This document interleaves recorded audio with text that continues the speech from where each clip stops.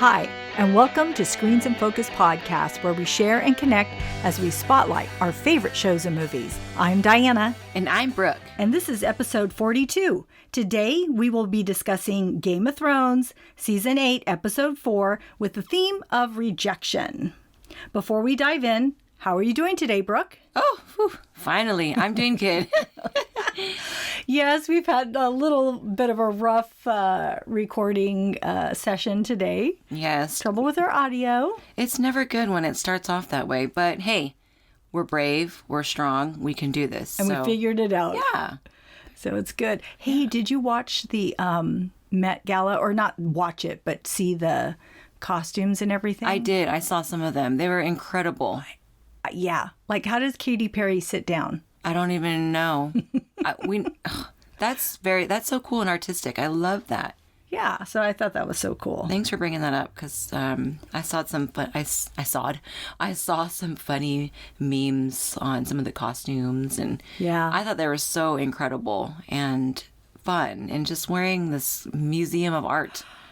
You know, it's just... Do they, once they get in there, do they sit down? I don't even know what the event. Do they walk in around? It would depend if they could sit down. Or not, most of them, I don't think could. That's why I'm thinking. Yeah, that's awesome. Though, you know, some of them were just so creative.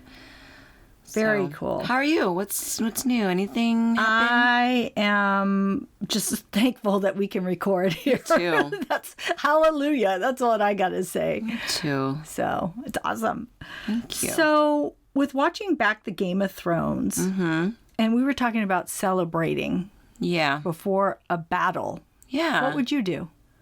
Before a battle? Yeah. Or after a battle, sorry. Like before a battle. No, it was last week it was what we ate before the battle. Now it's after the battle. We won. Oh my gosh.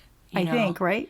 Yeah. Okay. Well, we would win. And, after we'd clean up everybody we've lost and deal with all of that, I'd want to put my feet up. I'd want to drink heavily. Yeah. And just reflect. And hopefully I can enjoy life after that. Yeah. I would want to just be with my family or friends, whoever survived. Yeah. Just hang out with you guys, you know? Yes, exactly. Just kind of catch up. And I think everybody loves, when you go out at night and the next day you're like, hey, you call your friends oh, crazy night, right? Woo! And just love going over what happened. Yes. So I'm hoping that in a case like that, it would be similar to where you can get back up on your feet and move forward. Yep. So, listeners, what would you do? How would you celebrate after a battle? Let us know what you think. You can follow us on Instagram, Twitter. You can also subscribe to our website and YouTube channel. Let us know.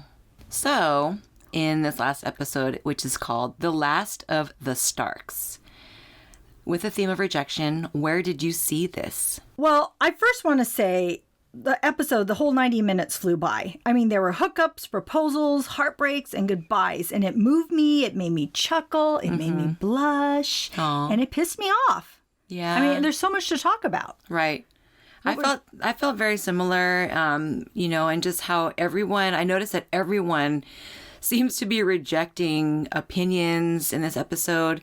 And not only are emotions tested, but there seems to be a lot of talk upon allies and who are they and who would be more honorable to the throne and what is the best strategy to combat Cersei and King's Landing. Yeah. There was so much of that in details, and some people were taken back, and there are innocent people that are being used as a shield to get to Cersei. Yes. And a protective order in place to maintain trust and peace from the people of King's Landing to Daenerys. Mm-hmm. So I thought that was really interesting to see how people react to that. Yeah. And it seemed like a really challenging test to who you are now. Right. So it'll be interesting. I was really happy to see the opening scene. Oh, yeah. That they were paying tribute. I mean, it was very somber. Mm-hmm. We saw Jorah's body on top of the pyre. Okay, yeah. and Dany is standing over him and kisses him goodbye and whispers something to him. Makes me wonder what she said. And then we see Sansa crying over Theon. Yeah. And she places that wolf pin on his body. Right. Which it symbolizes the Stark, I don't know if it's pronounced sigil. I always say sigil. Sigil? Okay, I don't know. I don't know the term very well. But I just felt it was so meaningful because it was honoring him as part of the Stark family. Oh, truly, yeah. And then we see all the other bodies. Right. I mean, there were so many. Yeah. And there were already Unsullied standing there with the torches. Yes. Which I didn't catch that until I watched it again. So I'm like, how did they, when did they all light them all? But I guess, they were already lined up. And so it seemed like Daenerys and Jon and Sansa, they all had... were ready. To go to who they were headed so to. Many. But I love that they took that time to do that and pay tribute.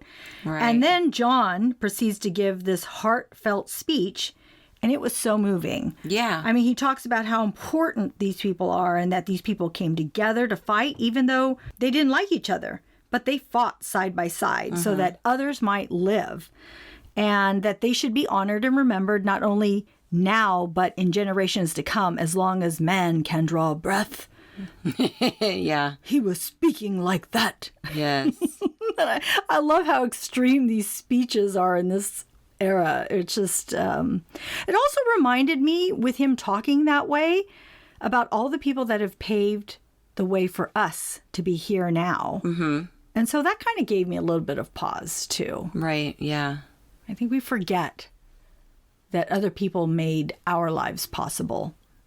I'm not so easily. I'm constantly being reminded. Yeah.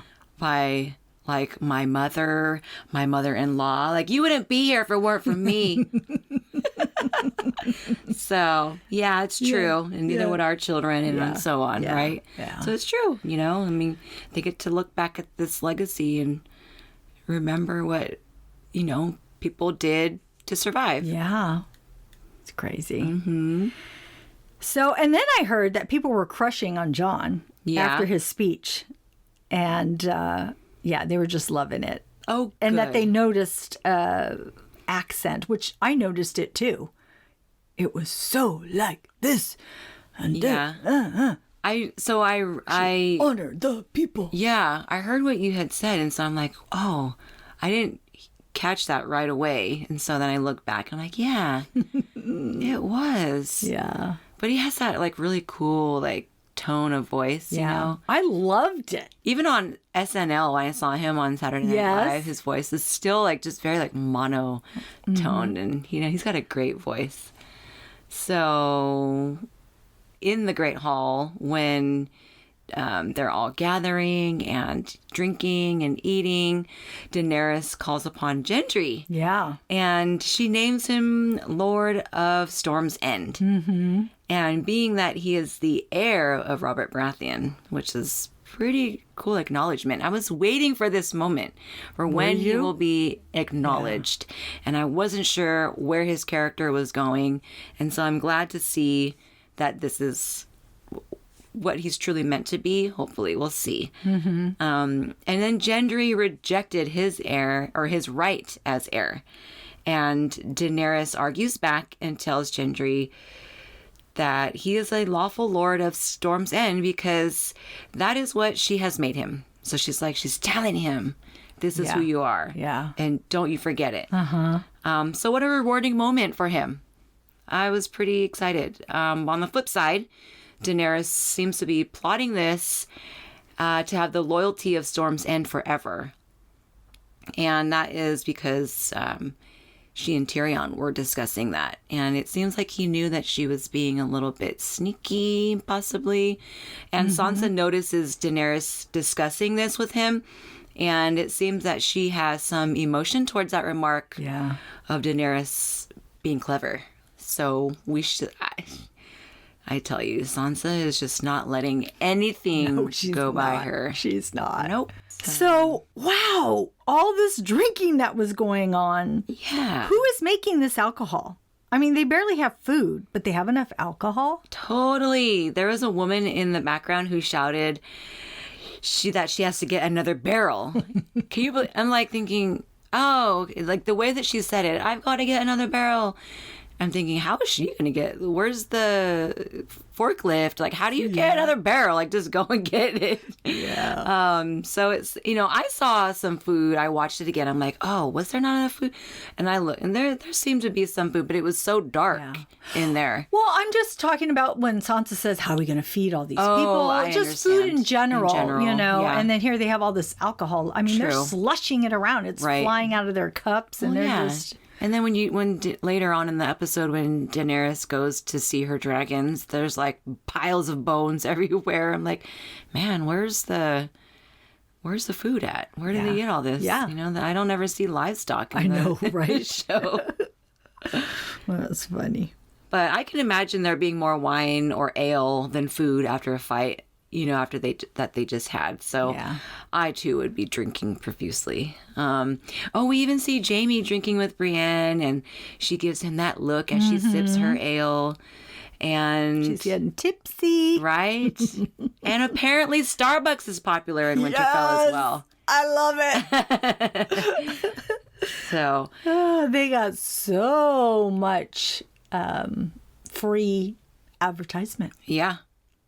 I couldn't believe that, honestly, when I read that each episode is about $15 million expense, and then simply forget a dollar cup on the table. That's crazy. $5. I do the cost of the actual cup. I'm like, if I bring my reusable cup, it's 50 cents. So I'm thinking, okay. Man, you guys are getting it. Tormund, surprise, surprise, he's had a lot to drink. Yeah. And he's talking about how Jon can befriend his enemy and still fight with them. He rides a dragon to get the king, and they will follow Jon. Mm-hmm. He is strong enough to get murdered, but doesn't get murdered. Yeah. He keeps fighting. What kind of a person does that? A madman or a king? And Daenerys seems to be having mixed feelings about that, right? She is not liking all the attention Jon is getting at all. And Tormund is boasting about Jon left and right. Yeah. And that look that she was giving Jon is discussed later in the episode when she's talking about it to Jon. And Dany tells Jon about her thoughts on the way that the North looks at him, and they would never look at her that way. Yeah. So she's come to a realization that she may never have loyalty from the North. And I think she's worried about that, don't you? Oh, yes. Yeah. Ooh. What an uncomfortable feeling. Yeah, because I think everywhere she has been now does respect her. Yeah. And it's like now she's here and she's having a lot of trouble here. She doesn't fit in with the gang, huh? Yeah. So she's waited for a lifetime for the Iron Throne, and I don't think anything will get in her way. I hope not, for her sake. Yeah. Yeah. I don't know. I have some people on the other side of her that I wouldn't want to get hurt either. So, I mean, I just see Sansa and her just not ever coming to common ground. Yeah. So, and I love Sansa. Yeah, I know. See, I want Sansa to have that. I want her to have the North, but then I want Dany to have everything. Her 6 kingdoms. Yeah, exactly. Shall leave me out of it. Yeah, exactly. Mm-hmm. So let's talk about Tormund. He is rejected. Mm-hmm. He has been trying to get with Brienne for a while now, but it's not working out for him. And at first, they're playing this drinking game. Tyrion, Jaime, Podrick, and Brienne, they're all playing the old, I'm going to make a guess about your past, and if it's true, you drink. So after several rounds, the laughter takes a turn when Tyrion realizes something and says, "You're a virgin," to Brienne. She looks mortified and excuses herself. Yeah. And Tormund tries to follow her, but, Jaime stops him and follows her himself. Mm-hmm. And Tyrion pours him a drink. Bam! Right then, Tormund is in shock and knows he is probably never going to be with Brienne. Wah, wah. He tells the Hound that his heart is broken. And then later on in the episode, he tells Jon his business is done. He'll go back up to the north with his people. But he doesn't go empty-handed. He does get to bring Ghost. That's great. At least he belongs. Yeah. And so I'm glad to see that worked out for Ghost and he did not leave the party alone. So right. Even though he was heartbroken, yeah. Well, he got some consolation. Yeah. Yeah, I thought it was pretty cute too that Gendry, he asked Clegane if he has seen Arya. Mm-hmm. And Clegane says to him, "You could still smell burning bodies, and that's what you're thinking about." And I'm just that's terrible, but it's true, I mean, why wouldn't he be thinking about that? So he denies it, but I also think that Clegane, he seems to be revisiting past or possibly contemplating his future, because he was already having, like you said last week, the PTSD. Mm-hmm.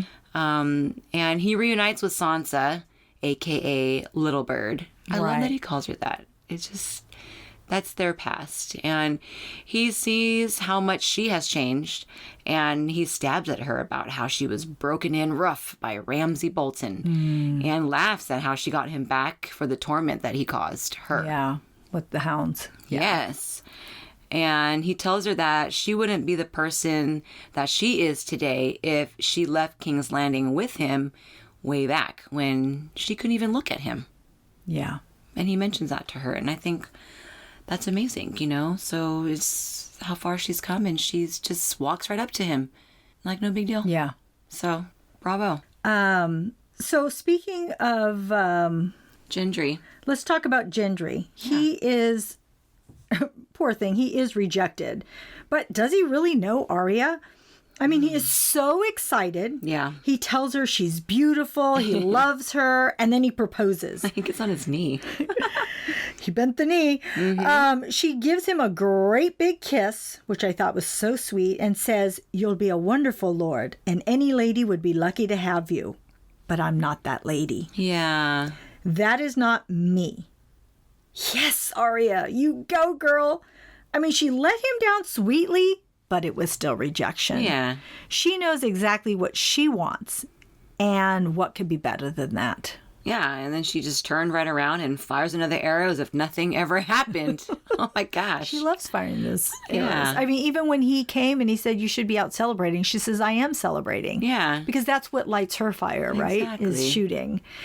And it's funny because her father in season 1 mentioned something similar about her getting married, and she said, "No, that's not me." So she rejected the idea then and now. So she's pretty consistent with her personality. Yeah. She has not really, she's only advanced her skills and knowledge, but still And her stayed goal. the Yeah. same person. Jaime goes to Brienne's room, and he seems kind of jealous when he mentions Tormund in Brienne's presence, and she even says that. She's like, "I hear jealousy in your voice." I know. He admits it, and he's so hot in there, and he tries to unbutton his shirt. How goofy, right, with the one hand. It was. And she ends up doing it for him, and then he starts unbuttoning her shirt as well at the same time. And she's just, I thought that I was smiling. I was so happy for that moment, and I've been waiting to see it unravel since he got to Winterfell, because the way that he's been looking at her. And he protected her when Tyrion calls her out for being a virgin, even though she was violated by those damn beasts. And, Jaime also protected her then. So oh my gosh. So this scene, I was so embarrassed for her. Oh, yeah. I was like, I don't know. I didn't want, I even got kind of balled up and covered my eyes. Yeah. Like I didn't want to see it because I don't know. I don't know what it was. I was just feeling, uncomfortable for her. Aww. And I think probably because Jaime's so experienced and she's so unexperienced. Yeah. And here they were. And then it was awkward because he had to he lunged at her, but it was up. So it was very awkward, right? It wasn't like, you someone in your arms. Yeah. No, it was like, trying to get up there. And yeah. Well, it was funny because Jaime and Tyrion were talking, and Tyrion tells Jaime he's happy for him. And he says, I'm happy that you finally have to climb for it. And then he says, do you know how long I've waited to tell tall jokes? That's awesome. Yeah. So it was a very brotherly moment. It was. I like that they've bonded, and I think it's funny too when Tyrion tells Jaime that he says, I haven't had sex in years. Yeah. He's all, he's all, tell me what it's like. I was laughing so hard when he said that, because I could just, I don't know, because like how he was before when he was at King's Landing, he just had everything, it seemed. And so it's just funny to see how he's gone so sterile, I guess. And he's just dedicated his life to Daenerys. Yeah. Jaime ends up rejecting Brienne later in the episode when he leaves to King's Landing, and after hearing about what Cersei has been up to. Brienne pleads to Jaime to stay with her as he leaves in the middle of the night. And is this it for Jaime? Is he going to die after he is now loved by Brienne? Brienne also told him that she believes that Jaime is a good man, and he then confessed to some horrible things that he has done for Cersei. While Brienne is devastated, she does not want him to go. I know. And the way he says it all. He says, I pushed a boy out of the tower and crippled him for Cersei. Yeah. I strangled my cousin with my bare hands for Cersei. Yeah. I would have murdered every man, woman, and child for Cersei. Yeah. She is hateful, and so am I. Ugh. And then, of course, she's weeping. But it makes me wonder. It kind of seems out of her character. It does, but I think it's like she finally, like, when was her chance? Like, it didn't seem like she maybe has had a chance to love or be loved. Like, we don't know her story and how she became who she is, I guess. So, and they do have somewhat of a past. So I just figure, she had that little fairy tale moment, sleeping all huddled up in there, all warm and cozy. And I just thought, like, as far as her out of character, I think it still makes sense for her to be sad and showing this different side that she still is human. She's not like a Clegane brother or sister, because they don't seem to have emotion. Gregor and the Hound. So I don't know. I feel like it was good to see that. And as they're concluding Game of Thrones, I want to see more from her. So I was glad. Yeah. I do want to see more of her. So yes. But I just liked the strong woman that she was. And I'm not saying she shouldn't have shed a tear. I get that part. She might go after him. I don't know. Yeah. She might go after her love. Yeah. I don't know. And it's funny because I thought the same thing too about Jaime dying. Like when he was riding off, I'm like, oh my God, he's going off to die. Mm-hmm. Because now he has been fulfilled. Yeah. He's had his brother. He's had someone other than his sister. Because I don't know how he truly feels about Brienne, but I know that he... well, we know how he feels about Cersei. Yeah, but with Brienne, it's like he just deeply respects her. So I think that was such an important part for that. I was not really thinking, I knew that she adored him, but I didn't know how he felt about her. So that was interesting seeing all of that part too. I just think when he heard Sansa and Brienne talking about what Cersei did, he's just like, it's in his hands to finish her, in his mind thinking, like, Yeah. So he's on his way back, and we'll find out, hopefully, next episode. We've only got 2 left, people. Yeah. What's going on? Okay, so let's talk about Dany. Mm-hmm. She was rejected twice in her conversation with Jon. Oh, yeah. I mean, he tells her that he didn't know Sir Jorah well, but he knows this, that if he could have chosen, it would have been, chosen how to die, it would have been to protect her. Mm-hmm. She says that he loved her, but she couldn't love him back that way, not the way that she loves Jon. And they start to kiss and undress each other, but then they stop and Jon backs away. Yeah. Rejection 1. She says, I wish you hadn't told me. I would be happy right now. And she proceeds to tell him to keep his birthright a secret and that it will cause division. And he says he must tell his family the truth. He owes them that. Right. Rejection 2. Yeah. He says we can all still live together. And she says, yes, I just told you how. Ooh. He's always like, got to do right. You know, he's just so morally adept. So I kind of wish she didn't. I mean, I had a feeling he was going to say that. So it's like, I know they made her say that, but I kind of wish she hadn't pressed upon it. I don't know. Well, that's the soap opera for you. Right. Like today I'm watching it again and I'm like, I feel like I'm watching a soap opera. There were just moments where like the music would kick in and then the speech. I'm like, yeah, daytime TV for mama. That's why I love it. Love it. So then there's Sansa's request, and it's rejected.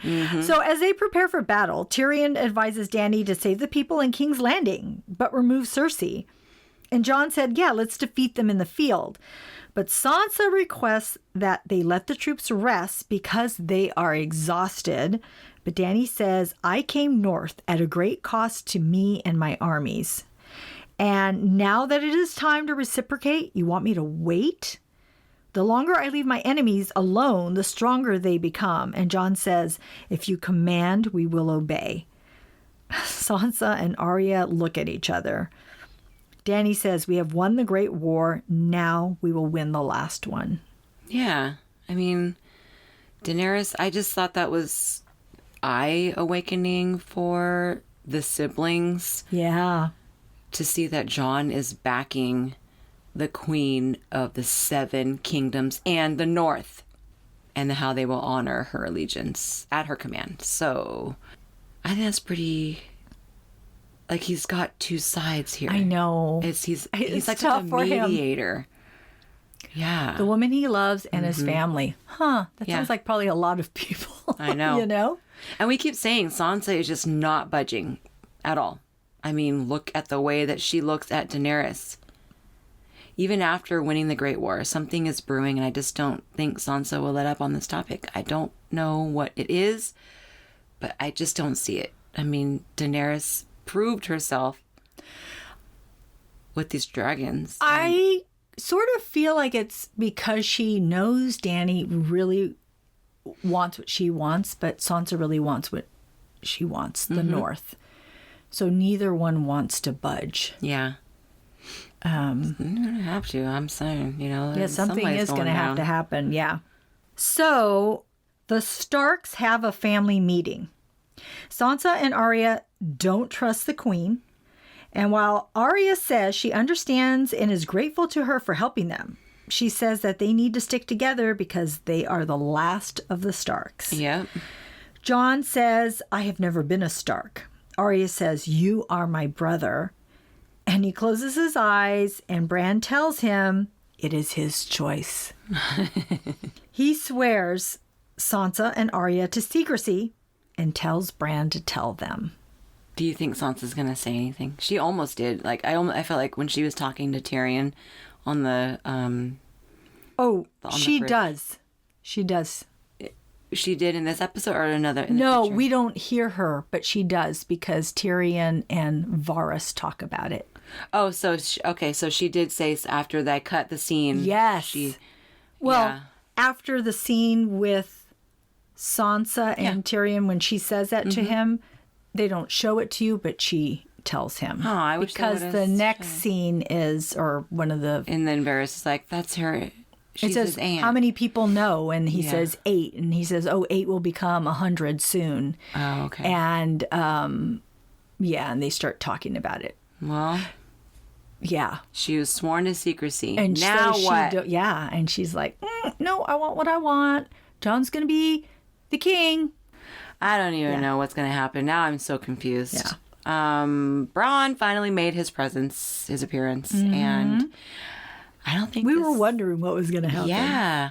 I don't think it went as I thought it would. I actually was surprised that he didn't kill the Lannister brothers at that moment. And instead, he makes another deal with them. Yeah, because he believes I thought so. that Daenerys will win this war. And he doesn't believe in Cersei after all. I see rejection here because Jaime felt like he and Bronn knew each other better than this. And Jaime seemed a bit surprised that Bronn is playing dirty. And Bronn may not have any fighting days left in him, but he does have killing days in him. And he leaves an arrow just a bit shy to the right of his ear to prove it. And he punched Tyrion in the nose. I know. He's all, you broke my nose. And he's all, I did not. Yeah, I know. I've broken many noses. Yeah, I know. Yeah.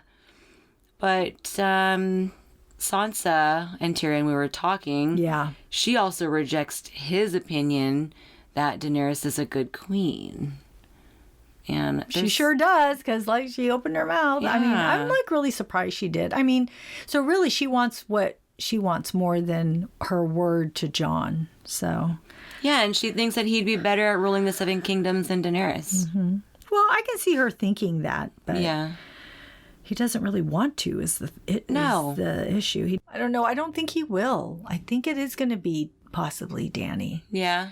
I think he wants to be it's kind of like how Arya is. Arya has her mission of what she wants to do, and I feel like Jon has his. Although, I mean, I would be happy if Jon did it, but I would be good too if it was Dany. I'm just really sad that they can't be together.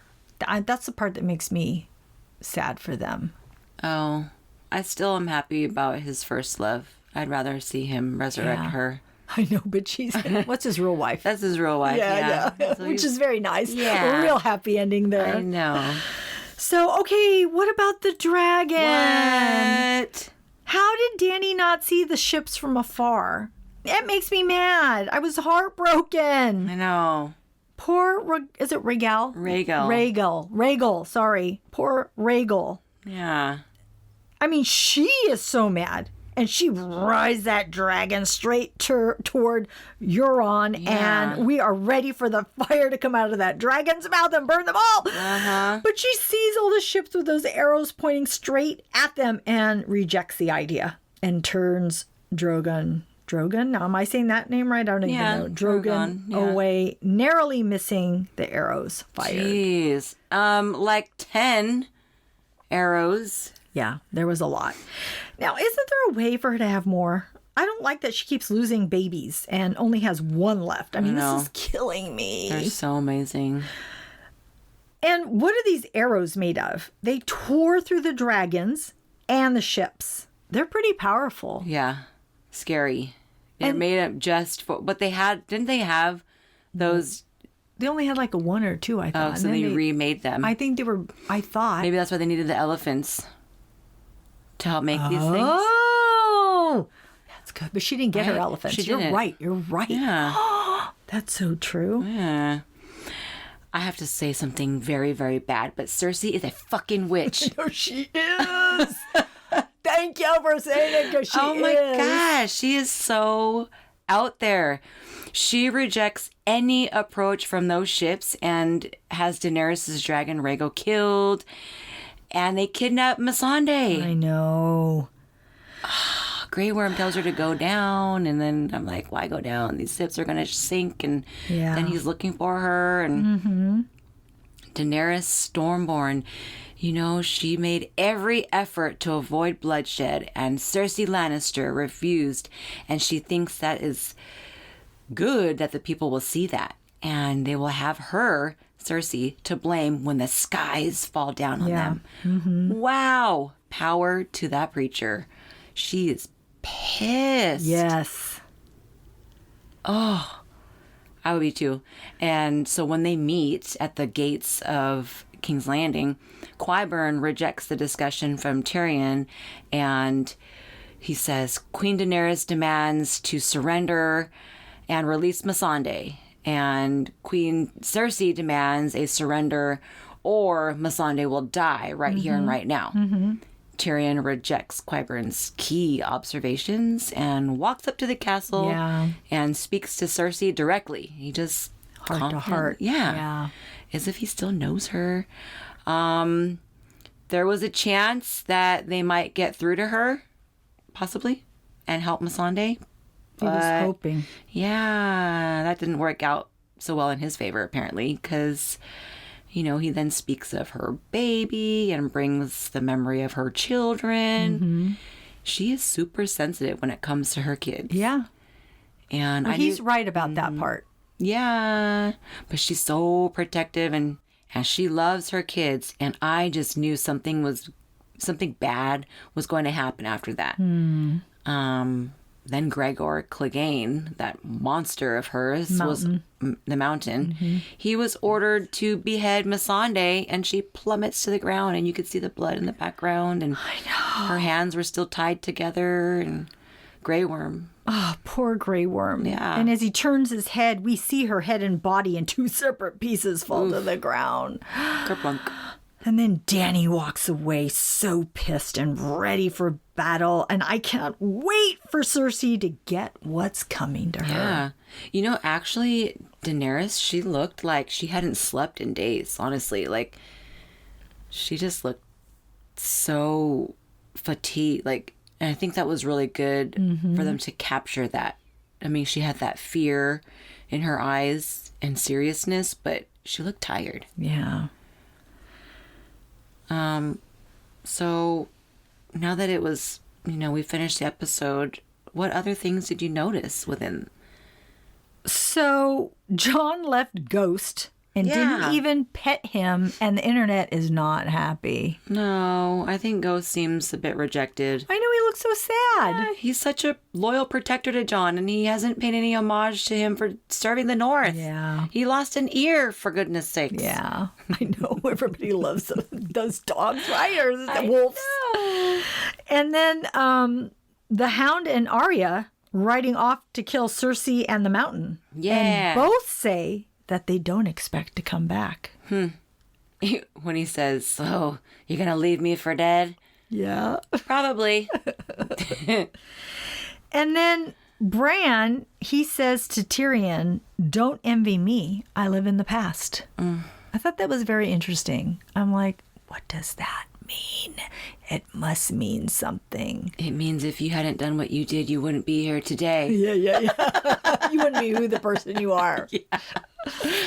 I know. And then I wanted to tell you. Yes. That it's season 5, episode 8, when the Night King raises the dead.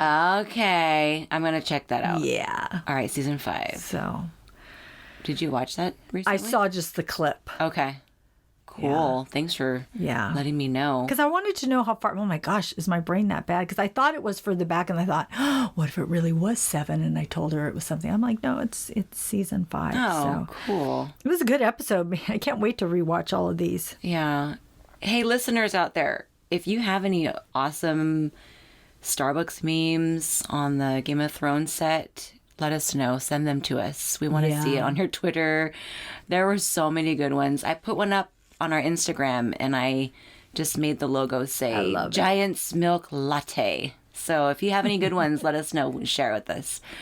Hey, also, Sam and Gilly are expecting a baby. Yay! I knew it.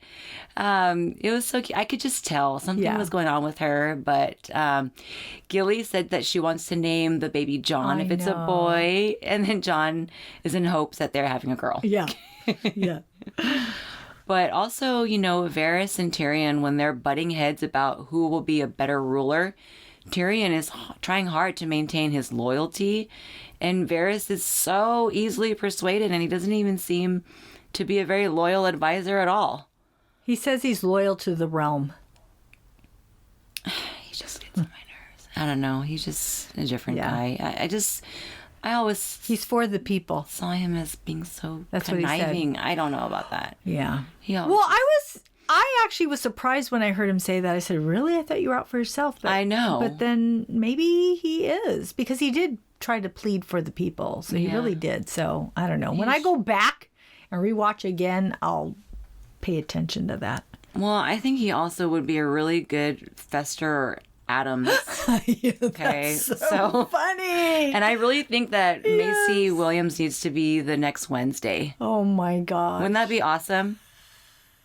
Yes. Yeah, I think we should do some memes on the Addams Family. Oh, gosh. Put her face. Okay, so I'm going to do that. Who would be, so it would probably, so would Brienne or Sansa be Morticia? Because there's tall. Oh. You know?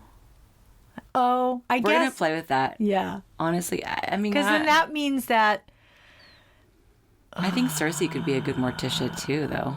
Well, she's not tall, though. Yeah, but or she who? could still. Oh, Cersei. Yeah. Oh, yeah. I was thinking of somebody tall because, you know. I think that'd be. Yeah. I'm gonna play around Photoshop, you guys, and just kind of see what we can come up with because I'm really thinking about that. Yeah. So anyway, it just seems like Varys has no problem turning his back when he doesn't agree with how issues are being handled, and so I'm not sure about how I feel about him these days. He just kind of like, he just doesn't seem very loyal. Mm-hmm. So Diana. Yes, Brooke. Why do you love Game of Thrones? Because it makes my stomach burn. Dany's look at the end was killer. She was seething, and I was right there with her. I love that they write these characters so well that we feel for them. Just like when Brienne was with Jaime, I was blushing for her. Mm-hmm. Why do you love Game of Thrones? Well, I love their big budget. Yeah. They can do so many wonderful things with their special effects, their team, production, actors, characters, you know, the extras. I mean, you know, even as they're leaving Winterfell, they pay so much attention to every little detail. Yeah. Except for the Starbucks. Except for that. But you know what? That's minimal. I mean, that's a lot of work for everybody. Lot of work, yes, we saw one thing, but you know, yeah. So keep your recordings, everybody, because HBO has apparently taken it off the on demand now. So you will not see any more Starbucks cups on the table. Okay. Unless you keep yours in your DVR. But I love Game of Thrones for so many reasons. I keep getting so inspired each week, and that is all I talk about. And I get so happy when I meet another person who's a fan, who I least expected possibly. Yeah. So that is why I love Game of Thrones. And if you could give an award to a character, quote, or a moment, who or what would you give their quote for? The award would go to Missandei. For her bravery facing death and showing allegiance to her queen with her last word, Dracarys, which means dragon fire in High Valyrian and basically means light her up. Yeah. I second that. I do agree with you. I believe that she deserves, I mean, it was her last episode. Mm-hmm. And I'd have to say that her eyebrows were on point. I'm like, can I just peel those off and put them on mine? Because I love your eyebrows. And they were just banging when they had that close up on her, and she just looked amazing. And when she did say it, I just got chills in my body. And I thought Drogon was going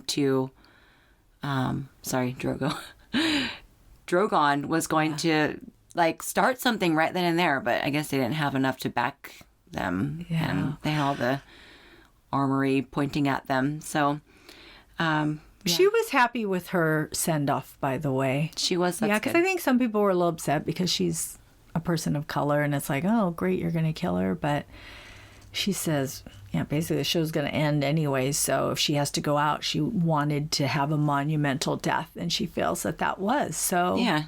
Well, and she always had Daenerys's back as her character, so. People thought it would be Grey Worm, between the two. Well, of course, because he's the, I don't know why this world has to be unsullied. So about that, but okay. Yeah. I still think that Sansa had some really good moments in this episode, and her strength is really coming through. Yeah. I just don't know what is going to happen with her, and I don't know where her character is going. I just don't want anything bad to happen. I know. But I will hand her off an award for being strong. Yes. Yeah. So what shows what other shows or movies have you seen? Oh my gosh. So I watched Cobra Kai the first season last summer when it was out, and I loved it. Mm-hmm. So for anyone that doesn't know, it's an extension of the Karate Kids, and it's is it Danny LaRusso? Mm-hmm. LaRusso. Yep. And I don't know the blonde. I know. For some reason, I'm drawing a blank. Anyways, and I know his name. I just can't think of it right at the moment. But those two 30 years later. I mean, and it's so cool to see that. Anyway, so I watched the first season last summer, and I knew it was coming out. The second season was coming out. It's on YouTube, YouTube Premium. It used to be called YouTube Red. And I had to subscribe for a month so I could see it. And I put it on and I watched 5 episodes back to back. And I stayed up really late on Friday. I'm like, I wanted to watch more. And wow. They're like 35 minutes each. They're not super long, but I am just so hooked. I think because I just love the characters. I didn't realize how much I loved the characters from way back then, but you are just totally in it. And I got to check it out. It has so many millions of views because, it's YouTube, so you can see how many people watched it. That's cool. So many people are watching it. Huh. And what's cool is that it's a new generation watching it, too. Nice. Because they're teaching young people, each of them are teaching their brand of martial arts. Nice. So it's very cool. And I just love it. And it's just actually kind of a fun family thing to watch too. Okay. So I keep saying that I'm going to get it. But I need to just subscribe. You can get, I think, 30 days for, trial. Mm-hmm. Yeah. Okay. So I'm watching that, and that is just at the top of my list right now. I will say I saw The World of Dance and I saw the finale, and it was really good. And what I love about The World of Dance, it's a family show too. But I love J-Lo and I love Derek Huff and Neo. They're really good judges, and they're always so kind, uplifting, and positive. So I really like that about them. Cool. So that is basically what I am watching. And what are you watching? Okay, so for the show that I'm watching, and it's only aired once a week, so it's not like you can just binge it and subscribe to it. It's called, it's on PBS. Whoa. Shocker. And it's called Les Miserables. So Les Miserables. Okay, yeah. It's a story. It's a movie. But this is it based on the musical? Yeah. Oh. It's crazy good. And I'm so sorry that I'm not prepared to tell you who the actors are, but you've seen the actors before. Like, one of the actors, he was the main character. He was Martin Luther King in Selma. And then the other actors, you've seen their faces, but I just don't know their names. But I highly recommend it because it is so freaking good. So what I did was I knew that it was going to be on, like it's a new show, and I failed to watch episode 1. So I'm like, well, let me just check it out, episode 2, and it was on demand. I'm like, okay, I'm going to check it out. I was so hooked. And I didn't even know what's going on. I love when shows do that. Oh, yeah. I love it when shows do that. Episode 2 was so good. And then I watched 3, and then I went back. I had to wait like 4 days until episode 1 was aired. So then I finally saw episode 1, and that makes more sense now. Like, I get it. But it's really good, and I highly recommend it.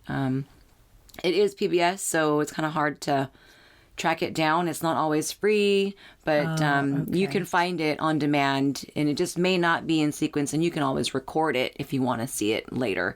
But I recommend it. Like, check it out. It's a drama. It kind of reminds me of like what we're watching now, Game of Thrones. It's just the time, not necessarily the time, but it's like, that British masterpiece theater. So it's so good. I totally think that it's worth it. The movie that I watched was called White Boy Rick. I've heard of it. Oh, okay, with Matthew McConaughey. And it's about a single father who is struggling to raise his 2 teenagers during the crack epidemic in the 80s in Detroit. And Matthew McConaughey's character, he's a gun salesman, an illegal gun salesman, just to make ends meet. And the FBI got wind of him, and they ended up somehow working with his son, and his son is a teenager, and they made him an undercover drug informant. Yeah. In exchange to keep his dad out of prison. Mm-hmm. He does what they say. It's crazy, this world. Like, this is supposed to be a true story. Yeah, I heard that. Yeah. And I'm like, the government is doing what? They hired a kid to... Yeah. I was just blown away by this story. It didn't look like it had very good ratings, but I thought it was worthy of a good movie. Oh, okay. So yeah. You liked it. Okay. Yeah, I did. I stayed up super late, to the point where you're like, you're nodding off and then you have to rewind because you're like, what the heck happened? Yeah. So yeah, when the son, he gets in too deep, he finds himself, just into that busy life with money and everything that goes along with it. So check it out. It's on demand. I don't know if I think it's Stars, actually. If you have Stars, I'm not sure. Okay, well, when it becomes on something that... Yeah. Then check it out for sure. Put it on your list of things to watch. I'll do that. Yeah. I forgot to mention, I did watch Avengers Endgame again. I went to the movies. Yay. I sat in the VIP section. Good job. With my son this time. So, because he was not happy that we went without him. So. Oh, my word. Yeah, I took him. He's all, Mom, why didn't he go the first time? He wasn't home, and then he was like, you went without me. So oh, my God. I'm like, okay, let's go again. I need to watch it again. Let's go. And do you know what? I'm not going to go again to the movie theaters and pay money, but I want to see it again already. Go get an early bird special. It's only like $7. I know. I'll go with you. So, anyways. So, that's our show. Thanks for tuning in. We are grateful you tuned in, and we hope something we said today resonated with you, gave you a chuckle, some happiness, some positivity, or inspiration. Please subscribe to our podcast and tell a friend. We would love more members of our TV club. Rate and review the podcast on iTunes and Stitcher. We need your feedback. We will be uploading a new episode Tuesday, May 21st. Our next show will be on Game of Thrones, Season 8, Episode 5. We only have 2 more episodes, people. You can find our website listed in our show notes. See you next time. Bye.